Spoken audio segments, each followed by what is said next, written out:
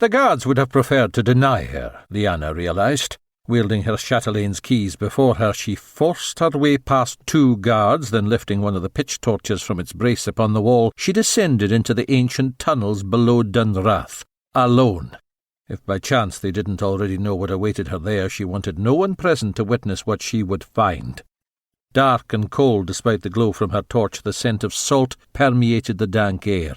The walls themselves wept, leaving the rock stained and crusted with an age-old scab of white.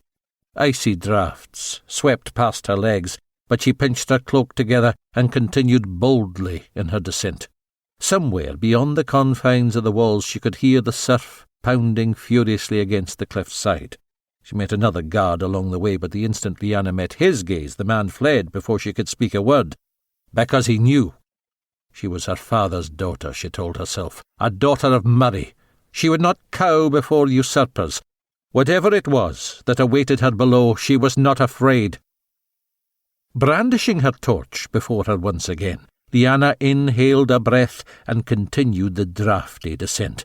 A rat scurried past her feet, startling her, and she gave a little yelp, but not even a fear of vermin could stop her now. Were she told she might meet Viking marauders at the end of her journey, Lianae would refuse to turn back now. She had a crunch beneath her feet and felt the crack of bones. The remnants of another small rodent lay in pieces in her path. If it were true what Uhtred had said, all things were subject to change, especially with Lianae's knowledge of the Destiny Stone.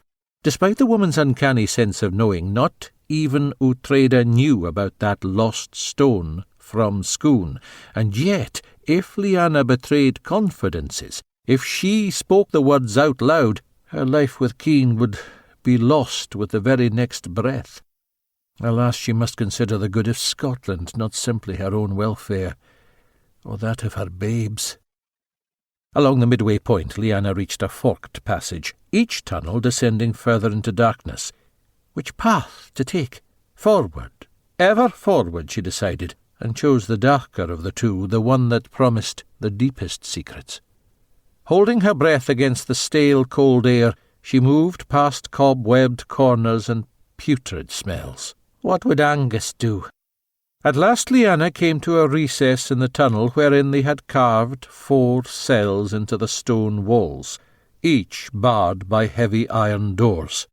Here even the sound of the ocean was quieted by the thickness of the earth.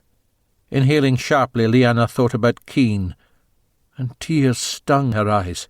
Producing the chatelain's keys from her belt, she located the key meant to open the cell doors. 3 of the doors were already unlocked, and slightly ajar. The 4th was shut tight against what lay on the other side. The bars were too high to peek inside, but Lianae understood this would be the one.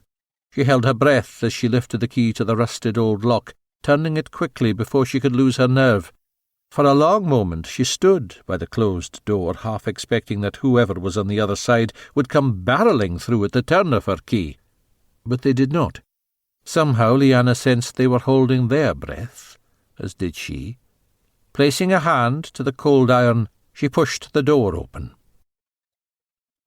And there he stood. Graham.